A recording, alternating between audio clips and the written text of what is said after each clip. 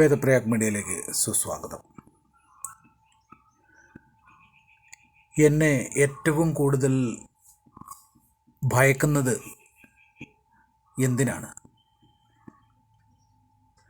ഞാനല്ലേ നിൻ്റെ ജന്മങ്ങൾ മുഴുവൻ ഉണ്ടാക്കി തന്നത്? നിൻ്റെ മക്കളെയും നിൻ്റെ സമ്പാദ്യങ്ങളെയും നിൻ്റെ സാമൂഹിക പദവികളെയും ഞാനല്ലേ നിനക്ക് തന്നത്? അന്നില്ലാത്ത പേടി നിനക്കെന്തിനാണ്? നിൻ്റെ പൂർവികർക്ക് ഞാൻ വേണ്ടുവോളം കൊടുത്തില്ലേ? അതല്ലേ നീ അനുഭവിക്കുന്നത്? യഥേഷ്ടം നീ എന്ത് ചെയ്തു? അത് ഞാൻ കൊടുത്തിരുന്നത്, നിൻ്റെ പൂർവികർക്ക് ഞാൻ എന്താണോ കൊടുത്തിരുന്നത് അത് യഥേഷ്ടം കഴിച്ചു വാണു എന്നുള്ളതൊഴിച്ചാൽ നീ എന്താണ് ഉണ്ടാക്കിയത്? പിന്നെ നീ എന്തിനാണ് എന്നെ പേടിക്കുന്നത്? അതിൻ്റെ കാരണം ഒന്ന് തന്നെയാണ്. നീ എന്നെ വിളിച്ചില്ല. ഞാൻ കൊടുത്തിരുന്ന ഓരോ സുഖങ്ങളും നീ അനുഭവിച്ചു കൊണ്ടിരിക്കുന്ന ഓരോ നിമിഷത്തിലും നീ എന്നെ വിളിക്കേണ്ടതായിരുന്നു. പക്ഷേ നീ അത് ചെയ്തില്ല. നീ എന്നെ വിളിച്ചില്ല.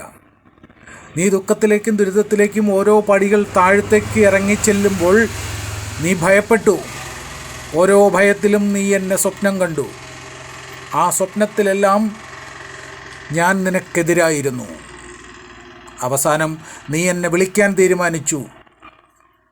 വർദ്ധിച്ചു വരുന്ന പേടിയോടുകൂടി നീ എന്നെ വിളിച്ചു. എൻ്റെ നാമധേയം നിൻ്റെ നാവിൽ തുമ്പിൽ ഉരിയാടാൻ തുടങ്ങി. അന്നു മുതൽ നീ എനിക്ക് പേടിയായിരുന്നു. നിൻ്റെ പേടിയിൽ ഞാൻ എത്തിയില്ല. നീ എന്നോട് സ്നേഹിക്കുന്നതിന് പകരം നീ എന്നെ പേടിച്ചു. അതുകൊണ്ട് തന്നെ ഞാൻ നിന്നിലേക്ക് കടന്നു വരാനായിട്ട് തയ്യാറായില്ല.